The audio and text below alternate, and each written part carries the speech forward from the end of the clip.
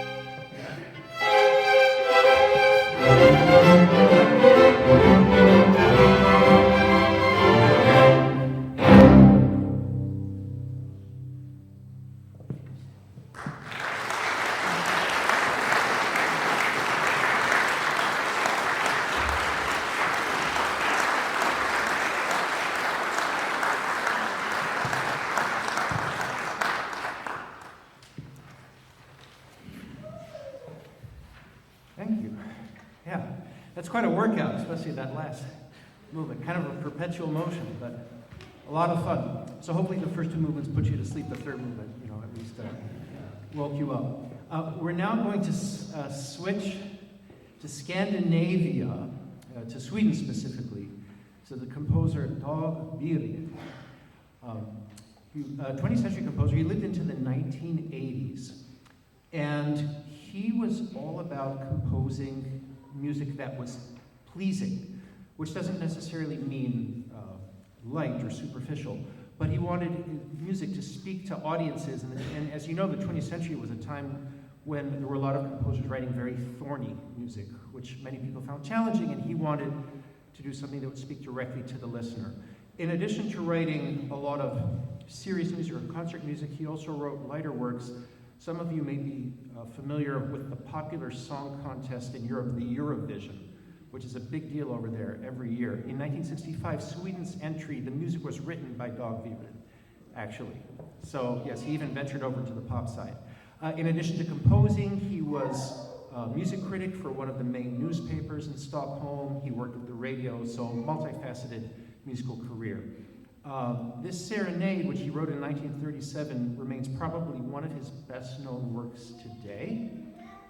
You'll hear the last movement, particularly if it sounds familiar to you, if you listen to the local classical radio station, 99.5, they tend to play the last movement from time to time. So we're going to do the second and fourth movements. The second is kind of you could perhaps think of it as kind of a dignified dance, in a way very straightforward with its melodies, but yet there's something kind of very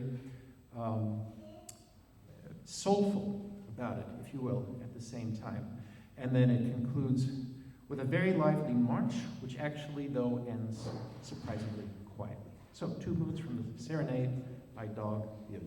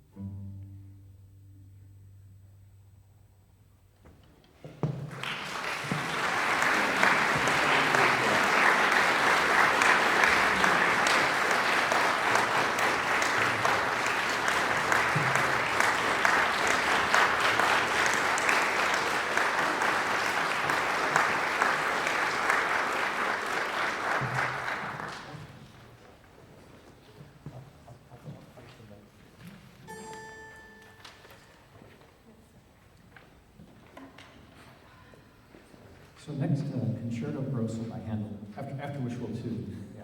Because this one involves the harpsichord, so we want to make sord that we're in tune with the harpsichord. So that's why the second tuning. A Concerto Grosso from the Baroque period, basically a piece that alternates full ensemble with a few featured soloists. In this case, Rebecca White on first violin, Diane Dolino on second violin, Riley Plummer on cello, and Priscilla Morton on the harpsichord, or an electronic recreation of a harpsichord, but a very fine recreation. Yes. And four movements, each one in a very different character. And this was in keeping with what was known at the time as the doctrine of affections, that each piece of music should convey a certain kind of mood, a certain kind of atmosphere or emotion, or should evoke that in the listener. So a lot of variety between movements, whereas there's perhaps less variety within a movement as far as the kind of atmosphere that's being evoked. Handel, German-born, but spent much of his professional life in Britain and is buried in Westminster Abbey. And is considered very important in the musical history of the country. Incredibly prolific, also a very colorful fellow. He kept some interesting company, some of whom you probably would not want at your own dinner table. We'll just leave it at that. He was known for having a temper. One soprano that he was in conflict with, he threatened if she didn't sing the way he wanted her to throw her out the window. There was a tenor to whom he said, people would rather pay to watch you fall through my harpsichord than to listen to you sing. So he could be quite harsh in his pronouncements. While he loved to treat people to food and drink, sometimes at other times he was rather a miser. Apparently at home, when people came to dinner, he would serve the second-rate wine. And every once in a while he would say, oh, I've just got a wonderful musical idea. Please excuse me while I go run to my music room to write it down. At which point he would drink some of the good stuff without having to share it with anybody else. And he was so harsh in his opinions. If you came late to his concerts, he would scold you, and that didn't matter whether you were a commoner or whether you were literally royalty. He would scold you just the same. So that's who he was. Very colorful person. Beethoven considered him his greatest inspiration, actually, as a composer, George Friedrich Handel. So we'll tune, and then this Concerto Grosso in A minor.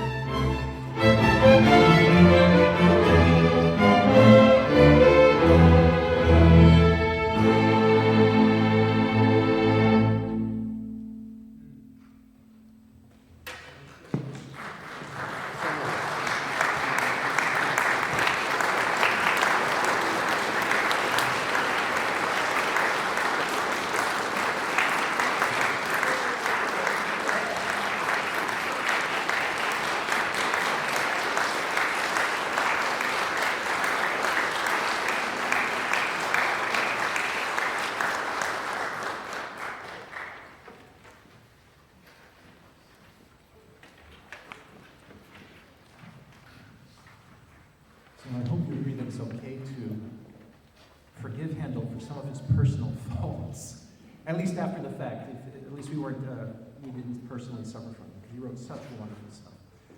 We're ending this afternoon in a completely different way.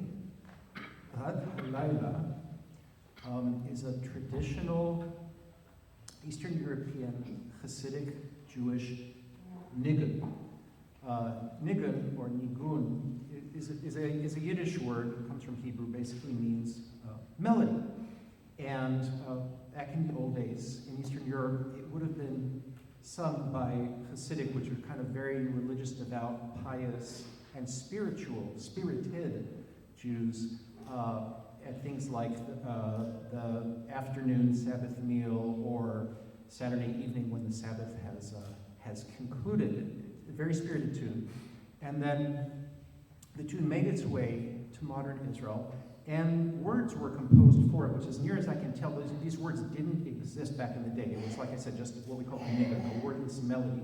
And then words were set to it. I think you can find some of them in your program, actually. And they speak of connection between, say, amongst Jewish people or between the Jewish people and God. What I find particularly inspiring about this, besides the fact that it's such wonderful, lively music, is that when it was set with a modern text, it was most likely done so by someone who wasn't religious. And often in the media we'll hear about strife, whether it's here or in the Middle East or wherever, between, say, religious and non-religious, or left and right, or what have you. But this is a beautiful example of music that has originally a religious origin, but then having words set to it by someone who maybe doesn't identify with that lifestyle, but nonetheless the Spirit somehow brings them together. And this was suggested to me by this particular setting by the person who said it, the arranger, our own Mark Helen, who's here in our first violin section. And I'm so glad he did, and I hope you enjoyed it. It's basically a few minutes of just non-stop, sheer joy.